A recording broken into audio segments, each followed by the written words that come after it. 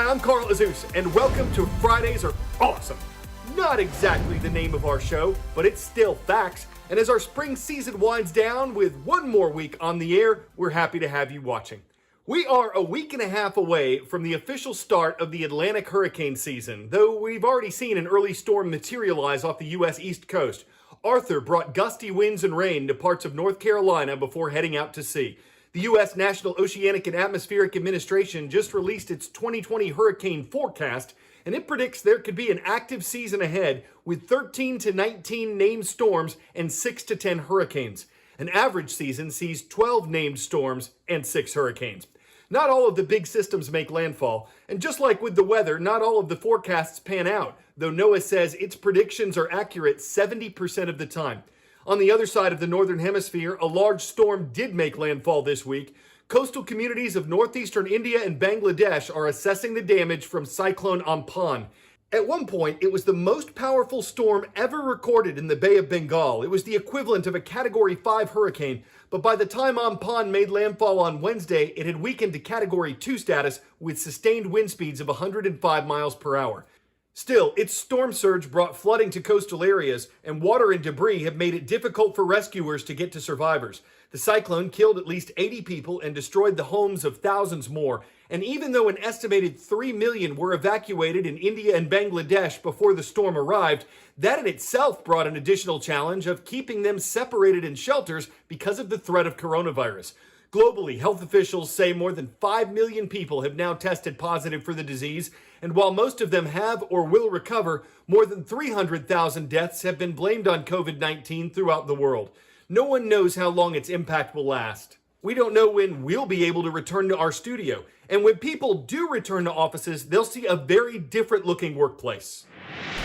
Over the past few decades, they've evolved to this: open plan social hubs like the Salesforce Tower in San Francisco. We love to come together, we love to collaborate, we love to have face-to-face meetings, and we loved it when the offices were crowded. Salesforce has spent the last 8 weeks turning those principles on their head.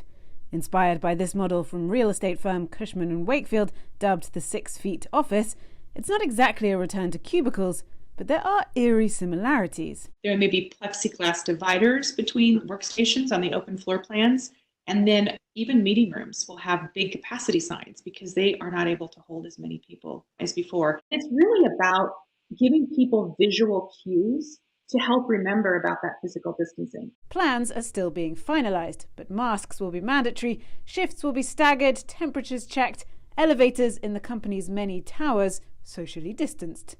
Across the corporate world, high-rise offices present a particular challenge. We're changing technology to be able to use Bluetooth to go touchless into the elevators. Scott Reckler runs RXR Realty, the 4th largest office landlord in Manhattan. He is reevaluating every detail of his buildings. All the HVAC systems have been changed so that they have filters that are the highest grade filters that pick up the smallest particles. Where possible, we're changing locations like for pantries and printers that usually are in corners where they're congested to more open spaces. And technology also critical to his plan. They'll have an app that before they even come to work, they'll be able to actually look to see what the health index of the building is. When you go into your space, there's going to be a tool on your app that actually will monitor your extreme social distancing. And at the end of the day, you'll be able to see that I was at 70%, 75%. Amidst all that change, there's one part of this new office reality that's already here. And that's working from home. Many companies are planning to stagger shifts. Others are telling staff who can work from home that they can keep going. Twitter has even told its employees that if they want to, they can work from home forever. It's clear in this world where the virus is still a threat, the ultimate trick to keeping offices safe is having fewer people in them. Claire Sebastian, CNN, New York.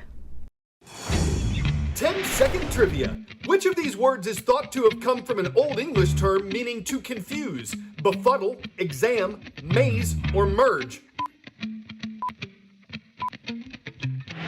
Etymologists believe that a term meaning to confuse or astonish is the origin of the word maze. And whether you find them dazing, amazing, amusing, or confusing, or some combo of all four, a British maze maker has been amazing people for years, creating life-sized labyrinths for folks in 40 countries. Some cost as little as $130, some cost as much as $1.3 million. But one thing Adrian Fisher is really good at is finding the balance between making them challenging and making them fun. Mazes are one of the most fascinating things. Almost everybody, as soon as they can crawl, are always wanting to find out what's hidden, what's out of sight. My name's Adrian Fisher. I live in Dorset in England, and I create mazes and labyrinths all over the world.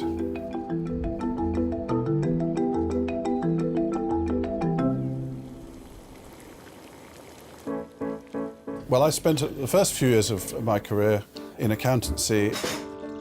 There came a moment when I'd created a maze in my father's garden, and then I started building one and two more and so on.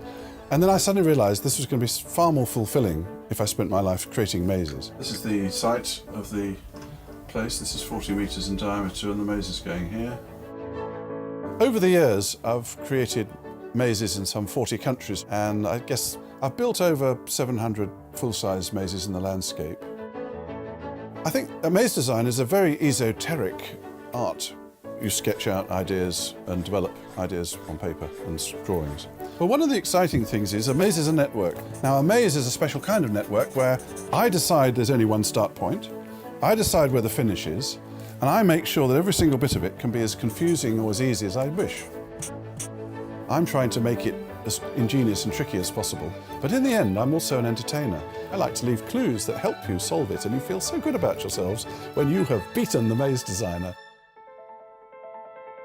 Like a good movie, you get to the end and you don't want it to stop. I'm appealing to some basic instinct in us all that want to be entertained and explore, and a maze is an ideal way of doing that. Its purpose is totally to one side of normal, sensible, practical things in life, but gives so much pleasure to so many millions.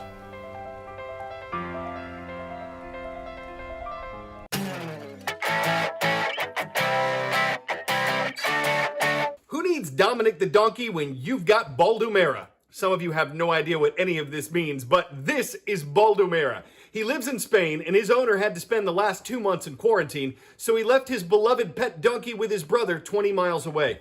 The owner was afraid Baldomera wouldn't recognize him when he finally came back, but turns out there was nothing to fear. Was it Baldo Miraculous? Not exactly, but it is a brazing, or would you call it a mulesing, that the beast bravely bore the burden of missing his master when the owner's brother burroed him.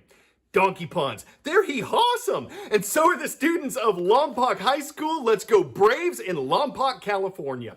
We will be off the air Monday for the Memorial Day holiday, but we will see you Tuesday as we kick off our last week of the season. I'm Carl Azuz for CNN.